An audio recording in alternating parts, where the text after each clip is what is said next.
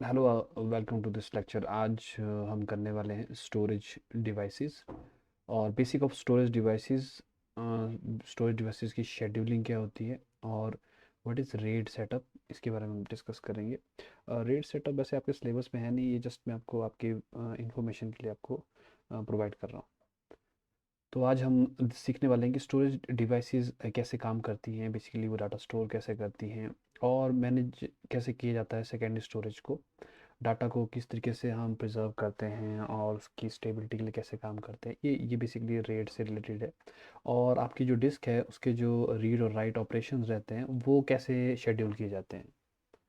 तो शुरुआत करेंगे बहुत बेसिक से डिस्क के। आप देखोगे डिस्क होगी, आपके पास सीडी हो, डीवीडी हो या फिर हार्ड डिस्क हो। तो ये आपका सर्कुलर डिस्क रहती है और ये सर्कुलर डिस्क जो है छोटे छोटे कंसेंट्रिक सर्कल्स में डिवाइडेड होती है, जिसको हम ट्रैक कहते हैं। तो ट्रैक्स ये आपके कंसेंट्रिक सर्कल्स हैं और इन कंसेंट्रिक सर्कल को हम डिवाइड कर देते हैं छोटे छोटे पार्ट्स में, जिनको हम सेक्टर्स कहते हैं। और ये जो सेक्टर्स हैं ये बेसिकली स्टोरेज लोकेशन है जहाँ पे आपका डाटा स्टोर होता है। तो आप देख सकते हो जैसे बी लोकेशन जो आपके यहाँ बताई गई, ये आउटर आपके पास ट्रैक है और ए जो है थोड़ा सा इनर ट्रैक है। और ये जो आप थोड़ा सा शेडेड पोर्शन देख रहे हो, ये वाला सी, ये आपके पास एक सेक्टर है। तो डाटा जो है आपके पास इन सेक्टर में स्टोर किया जाता है।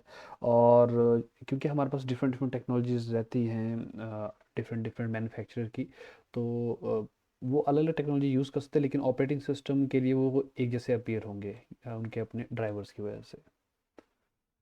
तो फाइल ऑर्गेनाइजेशन जो है ऐसी डिस्क पे कैसे काम करता है, बहुत सिंपल सा मैकेनिज्म है। हमारा ऑपरेटिंग सिस्टम एक फाइल सिस्टम यूज़ करता है और ये जो फाइल सिस्टम है ये रिस्पॉन्सिबल है कि आपकी फाइल्स को स्टोर कैसे किया जाए आपके डिवाइस के ऊपर।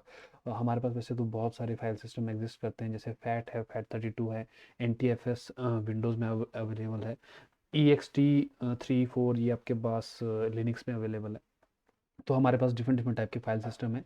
तो फाइल सिस्टम बेसिकली क्या करता है, it is responsible for managing your file.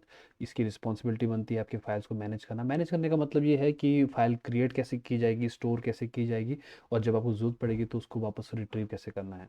पर जो जनरल आइडिया है वो बहुत सिंपल सा है कि हर फाइल को आपको as a collection of blocks जो है वो आपको स्टोर करना है। तो जब भी आप फाइल को सेव करते हो तो वो छोटे छोटे ब्लॉक्स में कन्वर्ट कर दी जाती है और ये ब्लॉक्स जो है आपके सेक्टर्स में स्टोर कर दिए जाते हैं।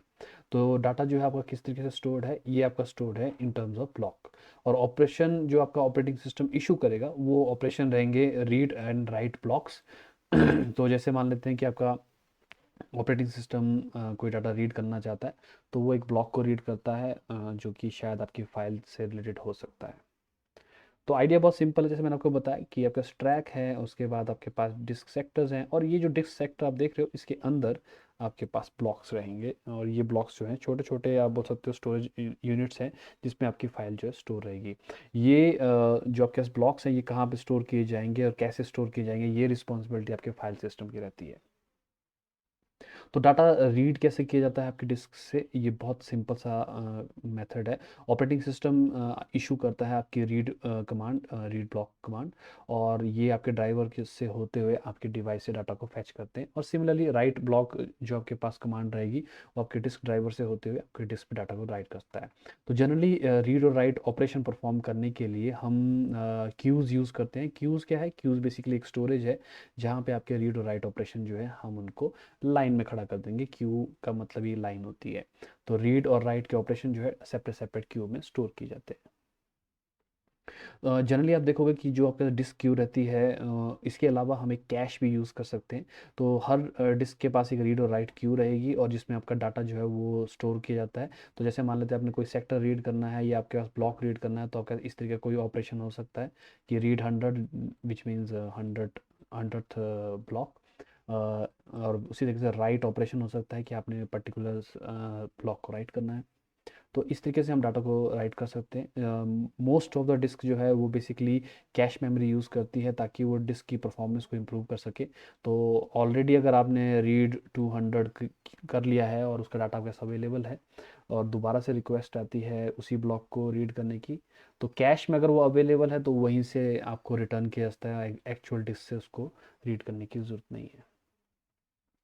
अब सबसे इम्पोर्टेंट फैक्टर मैं बात करने वाला हूँ डिस्क शेड्यूलिंग का।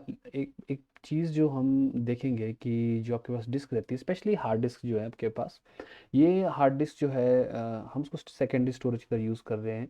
और आपने देखा होगा कि उसके अंदर एक रीड राइट हेड रहता है जो कि मूव करता है डाटा को रीड करने के लिए।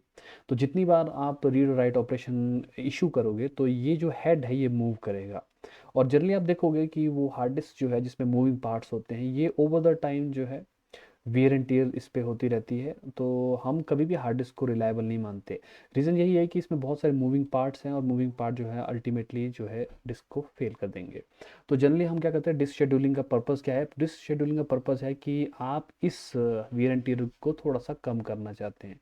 तो उसके लिए आप क्या करते हो, जनरली जो भी डाटा आप रीड और राइट कर रहे हो, आप उसको एक आप बोल सकते हो एक सेट पैटर्न में इशू करते हैं, ताकि आपका जो हेड है उसकी मूवमेंट कम से कम हो सके और बेसिकली आप उसकी लाइफ बढ़ा सको।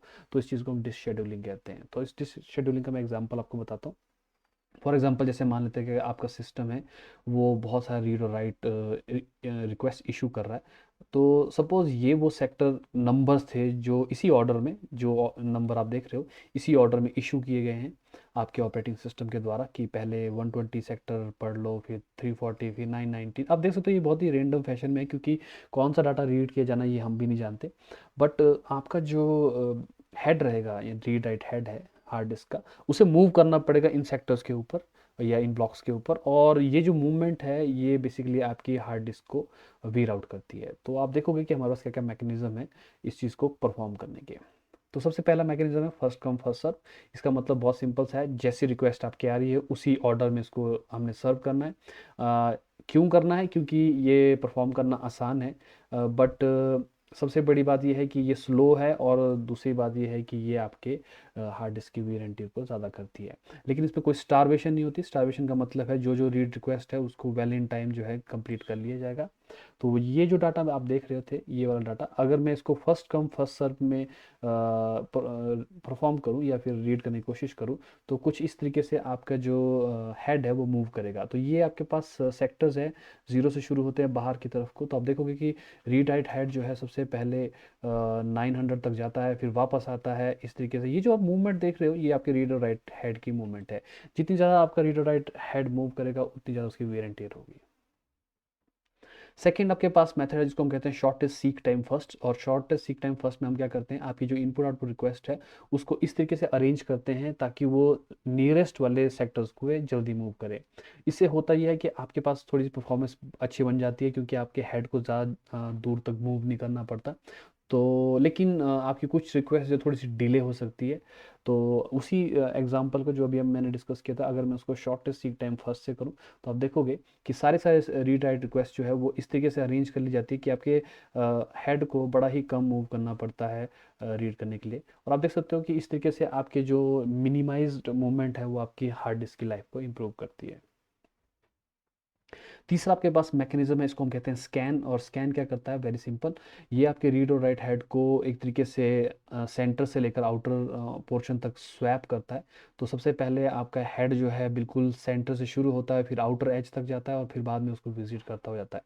ये बिल्कुल वैसा ही है जैसे मान लेते हैं आपके पास कोई डिस्क है और आपका ये सेंटर पॉइंट है, तो आपके जो रीड राइट हेड है जो इस तरीके से अटैच्ड है, वो मूव कर रहा होता है इस तरीके से, पहले बाहर की तरफ को मूव कर रहा होता है और उसके बाद वापस आके अंदर की तरफ को मूव कर रहा होता है। तो एक बार में बाहर की जाते वक्त ये सारे सेक्टर पढ़ लेगा, और फिर जब वापस आ रहा होगा तब ये आपके सेक्टर्स को रीड कर लेगा। तो ये भी एक अच्छा मैकेनिज्म है, क्योंकि इससे भी आपके जो रीडर हेड है उसकी मूवमेंट थोड़ी सी आप बोल सकते हो स्मूथ आउट हो जाती है। और ये आपकी हार्ड डिस्क की लाइफ के लिए अच्छा रहता है। लेकिन जनरली आप देखोगे कि ये एक फेयर एल्गोरिदम नहीं, क्योंकि ये शायद आपकी कुछ रिक्वेस्ट को वेट करवा सकता है। और ये बेसिकली आपके लोकेलिटी ऑफ रेफरेंस को यूज़ नहीं करता। लोकेलिटी ऑफ रेफरेंस का मतलब ये होता है कि जनरली जब आपका प्रोग्राम किसी प्रोग्राम को एग्जीक्यूट करता है ऑपरेटिंग सिस्टम, तो वो बहुत ही नैरो रेंज में मेमोरी को एक्सेस कर रहा होता है। तो ये उस चीज़ का फ़ायदा नहीं उठा पाता। तो यहाँ पे आप स्कैन देख सकते हो। स्कैन में आप क्या कर रहे हो, छोटे सेक्टर से शुरू कर रहे हो और बाहर की तरफ को स्कैन कर रहे हो अपने डाटा को, और उसके बाद जब वापस आएगी अंदर की तरफ को डाटा रीड कर रहे हो। तो ये आपके पास स्कैन टाइप ऑफ मैकेनिज्म है अगर आपने रीड और राइट्स को परफॉर्म करना है। तो ये तो आपके मैकेनिज्म थे जो डिस्क के अंदर बिल्ट इन है, जो आपके हार्ड डिस्क की जो रिलायबिलिटी उसको इम्प्रूव करते हैं। लेकिन अगर आप देखोगे कि डिस्क जो आपके पास है, ये आपके पास सबसे लीस्ट रिलायबल कंपोनेंट है सिस्टम में। आप जो मर्जी हार्ड डिस्क उठा लो, अल्टीमेटली ये फेल हो ही जाएगी। और आप देखोगे कि हार्ड डिस्क का फेलियर रेट जो है काफ़ी बड़ा होता है, और इससे बहुत सारा डाटा लॉस होता है। और इसीलिए हमेशा अपने डाटा को बैकअप करके रखना चाहिए। तो अगर आपके पास कोई मैकेनिज़्म प्लेस में नहीं है, तो आपके लिए सबसे इम्पोर्टेंट चीज़ यही होती है कि आप डिस्क को टाइम टाइम पे बैकअप करते रहो। अदरवाइज़ आपको कोई मैकेनिज़्म चाहिए जो आपके पास बहुत ही हाई लेवल की फॉल्ट टॉलरेंस प्रोवाइड कर सके। इस चीज़ के लिए आप देखोगे हमारे पास सच में मैकेनिज़्म एग्जिस्ट करते हैं। और ऐसी टेक्नोलॉजीज़ जो है उनमें से एक टेक्नोलॉजी है रेड। तो रेड क्या करती है, ये आपको बहुत अच्छी फॉल्ट टॉलरेंस प्रोवाइड करती है आपके सिस्टम के लिए। तो रेड के बारे में देखते हैं। तो रेड क्या है? RAID basically redundant array of independent disk है। तो ये वो टेक्नोलॉजी है जो इंडिपेंडेंट डिस्क के लिए बनी हुई है, और ये आपको अलाउ करती है कि आप मल्टीपल हार्ड डिस्क को जोड़ के उनको इकट्ठा परफॉर्म करवा सकती है। अब आप सोचोगे कि आइडिया ये है कि ये जो डिस्क है सबसे पहले तो इंडिपेंडेंट है, यानी कि अलग अलग डिस्क है, और आप मल्टीपल हार्ड डिस्क को यूज़ कर रहे हो ताकि आपको एक्स्ट्रा फंक्शनैलिटी मिल सके। तो देखते हैं कि वो क्या क्या फंक्शनैलिटी होती है। तो रेड क्या करता है, ये आपको दो तीन चीज़ें प्रोवाइड करता है। सबसे पहली चीज़ है परफॉर्मेंस। तो आप चाहो तो अगर अपने सिस्टम में हार्ड डिस्क की परफॉर्मेंस इंप्रूव करनी है तो आप रेड को यूज़ कर सकते हो। बट सबसे इम्पॉर्टेंट फीचर रेड का है वो है रिलायबिलिटी। तो रिलायबिलिटी के लिए आप रेड यूज़ कर सकते हो। सर्वर्स बहुत यूज़ करते हैं रेड को। तो रेड फैसिलिटी जो एक हार्डवेयर बेस्ड फैसिलिटी है, और मोस्टली मदरबोर्ड्स पे ये रहती है। तो अगर आपके पास मदरबोर्ड पे रेड फैसिलिटी है तो वेरी गुड। और आप क्या कर सकते हो, रेड में आप डिफरेंट डिफरेंट हार्ड डिस्क को इस तरीके से कॉन्फ़िगर कर सकते हो कि वो आपको परफॉर्मेंस या फिर फॉल्ट टॉलरेंस प्रोवाइड कर सके। तो सबसे पहला जो रेड का टाइप है उसको कहते हैं रेड ज़ीरो। और रेड ज़ीरो जो है इसको हम स्ट्रिपिंग भी कहते हैं। और स्ट्रिपिंग बेसिकली ये आपको प्रोवाइड करती है बहुत हाई परफॉर्मेंस, बट ये आपको ज़ीरो फॉल्ट टॉलरेंस देती है। बोलने का मतलब है कि अगर आप रेड ज़ीरो लगाना चाहते हो या क्रिएट करना चाहते हो अपने सिस्टम पे, तो ये आपको हाई परफॉर्मेंस प्रोवाइड करेगी। कैसे? क्योंकि आपके पास दो डिस्क रहती है, या दो या तीन या चार, दो के मल्टीपल में भी हो सकती है। तो रेड ज़ीरो करता क्या है कि आपकी जितनी भी रीड या राइट रिक्वेस्ट है उसको आपके हार्ड डिस्क पे स्प्लिट कर देता है। तो आप सोच सकते हो कि दो हार्ड डिस्क जितनी आपके पास पड़ी है, हर हार्ड डिस्क पे एक रीड और राइट हेड है। तो दो रीड राइट हेड होने से आपकी परफॉर्मेंस जो है वो डबल हो जाती है। तो अगर आपने डाटा रीड करना होगा तो दो हार्ड डिस्क एक साथ जो है उस डाटा को रीड कर सकती है। तो इससे आपको मिलती है हाई परफॉर्मेंस। तो अगर आप दो हार्ड डिस्क जोड़ लेते हो रेड ज़ीरो में, तो डबल आपकी हार्ड डिस्क की परफॉर्मेंस हो जाती है, स्पीड बढ़ जाती है। चार जोड़ेंगे तो चार गुना हो जाएगी स्पीड। तो ये बिल्कुल आप देखोगे कि क्योंकि ये ज़ीरो फॉल्ट टॉलरेंस प्रोवाइड करती है, तो ये जनरली आप देखोगे कि ये उन सिस्टम पे यूज़ की जाती है जहाँ पे हाई परफॉर्मेंस की ज़रूरत रहती है। बहुत सारे लोग इसको गेम के लिए भी यूज़ करते थे, क्योंकि हार्ड डिस्क जो आपके सिस्टम का सबसे स्लो कंपोनेंट है। तो अगर आप रेड यूज़ करते हो तो रेड जो है उसको थोड़ा सा फास्ट बना देती है। दूसरा मैकेनिज्म आपके पास है रेड वन, इसको हम मिरर कहते हैं। तो रेड वन करता क्या है, वो आपके एक हार्ड डिस्क के डाटा को कम्प्लीटली क्लोन करता है दूसरी हार्ड डिस्क में। तो आप ऐसा सोच सकते हो कि दो हार्ड डिस्क आप यूज़ कर रहे हो, लेकिन एक हार्ड डिस्क में पहली हार्ड डिस्क का क्लोन बनेगा। तो आप ऐसा सोच सकते हो कि आप सिर्फ एक ही हार्ड डिस्क यूज़ कर सकते हो, लेकिन उसका बैकअप जो है दूसरी हार्ड डिस्क में हमेशा की तरह बना रहेगा। तो इससे आपको मिलती है फॉल्ट टॉलरेंस, यानी कि अगर आपका डाटा लॉस होता है एक हार्ड डिस्क में, तो आप उसको दूसरे से रिकवर कर सकते हो। फिर आपके पास है रेड टू।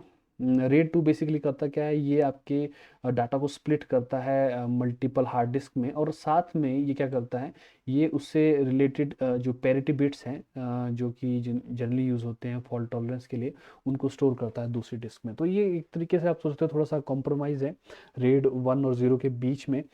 थोड़ी सी परफॉर्मेंस, थोड़ी सी आपको फॉल्ट टॉलरेंस मिल जाती है।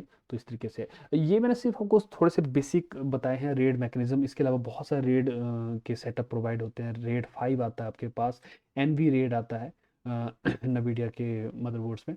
तो हर रेड का एक अपना आप बोल सकते हो लॉजिक है। बट आइडिया बहुत सिंपल है कि या तो आपको परफॉर्मेंस मिल सकती है या आपको फॉल्ट टॉलरेंस मिल सकती है। तो ये था आपके पास बेसिक, ये इसमें मैंने आपको बताया कि डिस्क कैसे मैनेज की जाती है, आपका ऑपरेटिंग सिस्टम डिस्क को कैसे मैनेज करता है, रीड और राइट रिक्वेस्ट को किस तरीके से शेड्यूल किया जाता है, और रेड सेटअप जो है ये आपको कैसे हाई परफॉर्मेंस या फिर हाई टॉलरेंस डिस्क सिस्टम जो है क्रिएट करने में हेल्प करता है। आई होप कि इस लेक्चर से आपको कोई नई चीज़ सीखने को मिली होगी। अगर आपके कोई क्वेश्चन हो तो काइंडली आप इस वीडियो के कमेंट सेक्शन में कमेंट कीजिए।